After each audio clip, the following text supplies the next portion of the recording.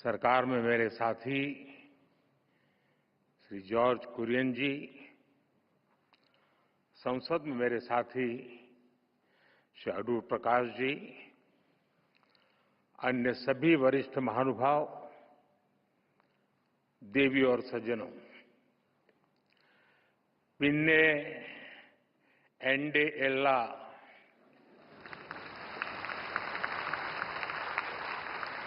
प्रियपेट मलयाली सहोदरी सहोदरन Marco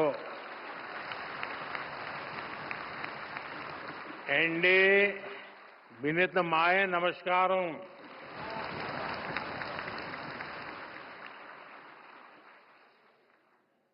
आज ये परिसर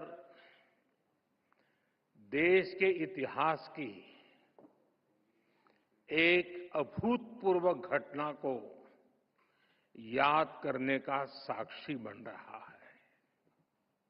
एक ऐसी ऐतिहासिक घटना जिसने न केवल हमारे स्वतंत्रता आंदोलन को नई दिशा दी, बल्कि स्वतंत्रता के उद्देश्य को, आजाद भारत के सपने को ठोस मायने दिए।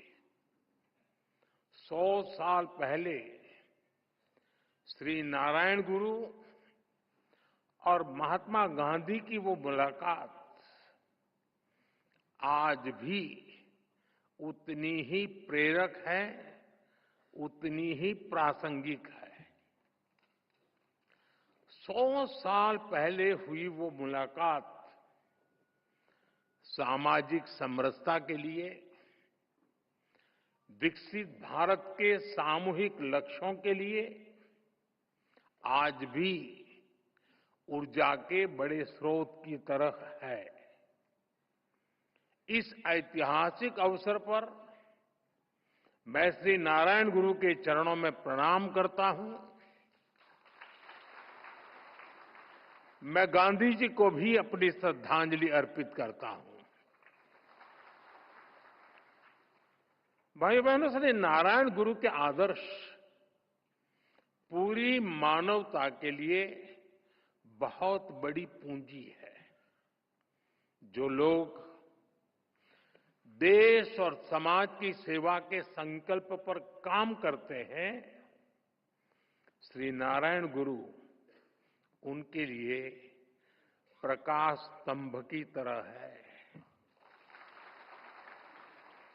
आप सभी जानते हैं कि समाज के शोषित, पीड़ित, वंचित वर्ग से मेरा किस तरह का नाता है,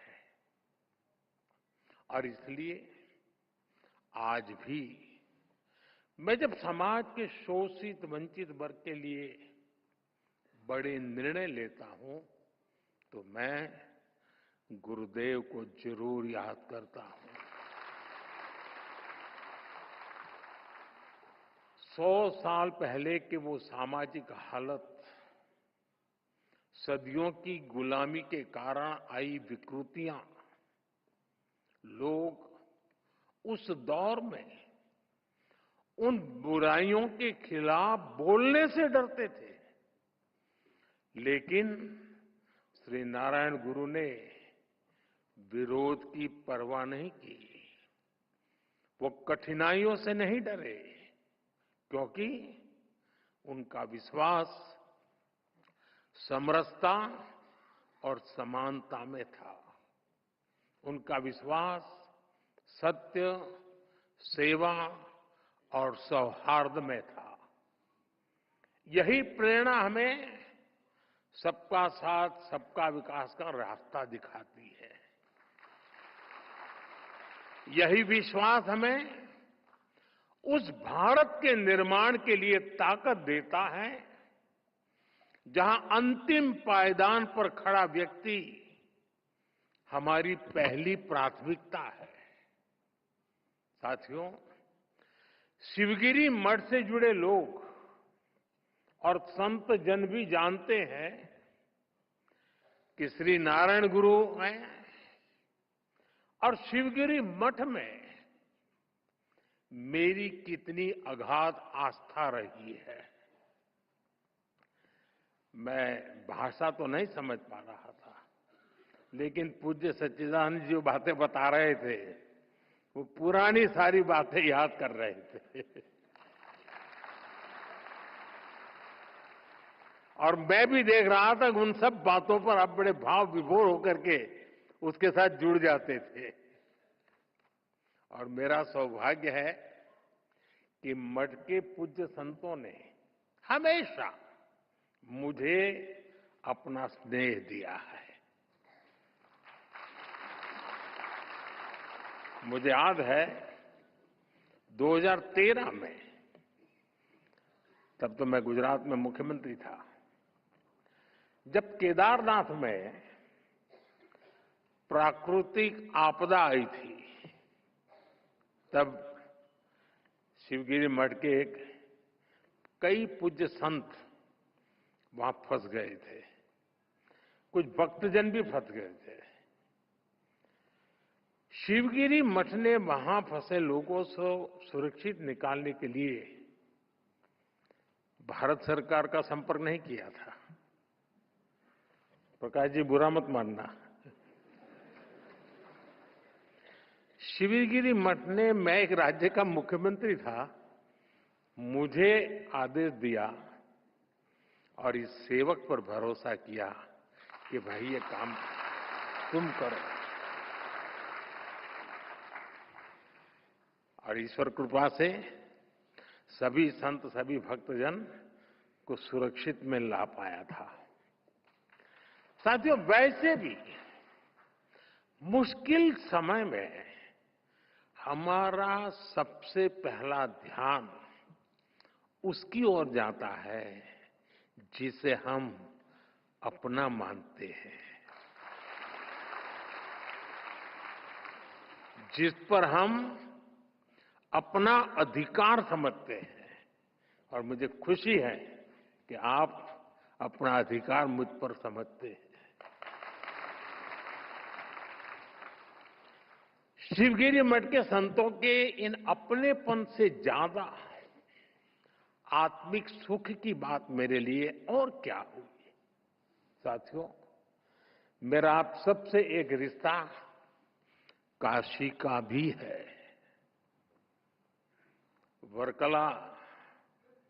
वर्कला को सदियों से दक्षिण की काशी भी कहा जाता है। और काशी चाहे उत्तर की हो या दक्षिण की, मेरे लिए हर काशी मेरी काशी ही है। साथियों, मुझे भारत की आध्यात्मिक परंपरा, ऋषियों मुनियों की विरासत, उसे करीब से जानने और जीने का सौभाग्य मिला है। भारत की ये विशेषता है कि हमारा देश जब भी मुश्किलों के भंवर में फंसता है, कोई न कोई महान विभूति देश के किसी कोने में जन्म लेकर समाज को नई दिशा दिखाती है। कोई समाज के आध्यात्मिक उत्थान के लिए काम करता है, कोई सामाजिक क्षेत्र में समाज सुधारों को गति देता है। श्री नारायण गुरु ऐसे ही महान संत थे। निवृत्ति पंचकम और आत्मोपदेश शतकम जैसी उनकी रचनाएं ये अद्वैत और अध्यात्म के किसी भी स्टूडेंट के लिए गाइड की तरह है। साथियों, योग और वेदांत, साधना और मुक्ति नारायण गुरु के मुख्य विषय थे। लेकिन वो जानते थे कि कुरीतियों में फंसे समाज का आध्यात्मिक उत्थान उसके सामाजिक उत्थान से ही संभव होगा।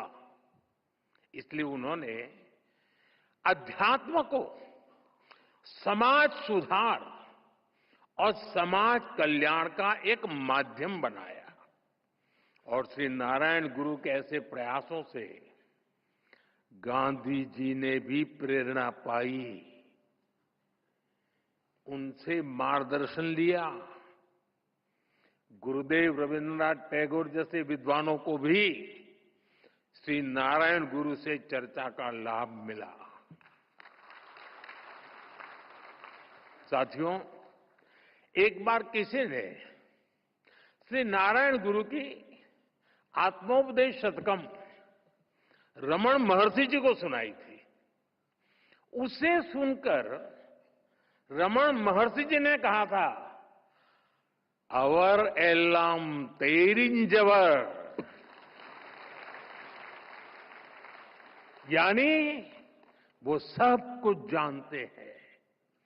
और उस दौर में जब विदेशी विचारों के प्रभाव में भारत की सभ्यता, संस्कृति और दर्शन को नीचा दिखाने के षड्यंत्र हो रहे थे, श्री नारायण गुरु ने हमें ये एहसास कराया कि कमी हमारी मूल परंपरा में नहीं है।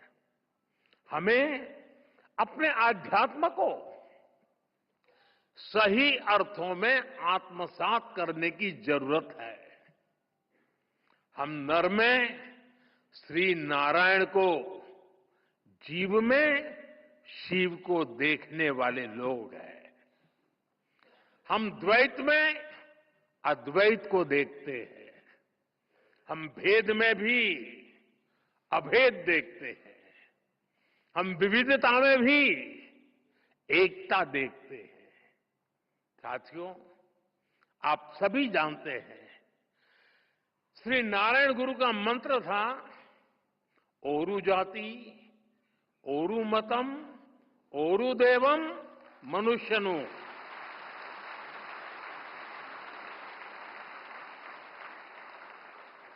यानी पूरी मानवता की एकता, जीव मात्र की एकता, ये विचार भारत की जीवन संस्कृति का मूल है, उसका आधार है। आज भारत उस विचार को विश्व कल्याण की भावना से विस्तार दे रहा है। आप देखिए, अभी हाल ही में हमने विश्व योग दिवस मनाया। इस बार योग दिवस की थीम थी, yoga for one earth one health, यानी एक धरती एक स्वास्थ्य। इसके पहले भी भारत ने विश्व कल्याण के लिए वन वर्ल्ड वन हेल्थ जैसे इनिशिएटिव शुरू किया है। आज भारत सस्टेनेबल डेवलपमेंट की दिशा में वन सन, वन अर्थ, वन ग्रिड जैसे ग्लोबल मूवमेंट को भी लीड कर रहा है। आपको याद होगा 2023 में भारत ने जब G20 समिट को होस्ट किया था, हमने उसकी भी थीम रखी थी, one earth, one family, one future. हमारे इन प्रयासों में वसुधैव कुटुंबकम की भावना जुड़ी हुई है। श्री नारायण गुरु जैसे संतों की प्रेरणा जुड़ी हुई है। साथियों, श्री नारायण गुरु ने एक ऐसे समाज की परिकल्पना की थी जो भेदभाव से मुक्त हो। मुझे संतोष है कि आज देश सेचुरेशन अप्रोच पर चलते हुए भेदभाव की हर गुंजाइश को खत्म कर रहा है। लेकिन आप 10-11 साल पहले की हालत को याद करिए। आजादी के इतने दशक बाद भी करोड़ों देशवासी कैसा जीवन जीने को मजबूर थे। करोड़ों परिवारों के सिर पर छत तक नहीं थी। लाखों गांवों में पीने का साफ पानी नहीं था। छोटी छोटी बीमारी में भी इलाज कराने का विकल्प नहीं। गंभीर बीमारी हो जाए तो जीवन बचाने का कोई रास्ता नहीं। करोड़ों गरीब, दलित, आदिवासी महिलाएं मूलभूत मानवीय गरिमा से वंचित थे और ये करोड़ों लोग इतनी पीढ़ियों से इन कठिनाइयों में जीते चले आ रहे थे कि उनके मन में बेहतर जिंदगी की उम्मीद तक मर चुकी थी। जब देश की इतनी बड़ी आबादी ऐसी पीड़ा और निराशा में थी, तब देश कैसे प्रगति कर सकता था? और इसलिए हमने सबसे पहले संवेदनशीलता को सरकार की सोच में ढाला। हमने सेवा को संकल्प बनाया। इसी का परिणाम है कि हम पीएम आवास योजना के तहत करोड़ों गरीब, दलित, पीड़ित, शोषित, वंचित परिवारों को पक्के घर दे पाए। हमारा लक्ष्य हर गरीब को उसका पक्का घर देने का है।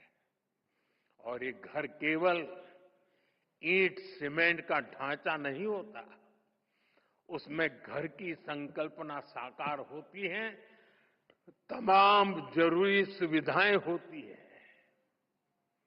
हम 4 दीवारों वाली इमारत नहीं देते, हम सपनों को संकल्प में बदलने वाला घर देते हैं। इसलिए पीएम आवास योजना के घरों में गैस, बिजली, शौचालय जैसी हर सुविधा सुनिश्चित की जा रही है। जल जीवन मिशन के तहत हर घर तक पानी पहुंचाया जा रहा है। ऐसे आदिवासी इलाकों में जहां कभी सरकार पहुंची ही नहीं, आज वहां विकास की गारंटी पहुंच रही है। आदिवासियों में, उसमें भी जो अति पिछड़े आदिवासी हैं, हम उनके लिए पीएम जनमन योजना शुरू की है। उससे आज कितने ही इलाकों की तस्वीर बदल रही है। इसका परिणाम ये है कि समाज में अंतिम पायदान पर खड़े व्यक्ति में भी नई उम्मीद जगी है। वो न केवल अपना जीवन बदल रहा है, बल्कि वो राष्ट्र निर्माण में भी अपनी मजबूत भूमिका देख रहा है। साथियों, श्री नारायण गुरु ने हमेशा महिला सशक्तिकरण पर जोर दिया था। हमारी सरकार भी वुमेन लेड डेवलपमेंट के मंत्र के साथ आगे बढ़ रही है। हमारे देश में आजादी के इतने साल बाद भी ऐसे कई क्षेत्र थे जिनमें महिलाओं की एंट्री ही बैन थी। हमने इन प्रतिबंधों को हटाया, नए नए क्षेत्रों में महिलाओं को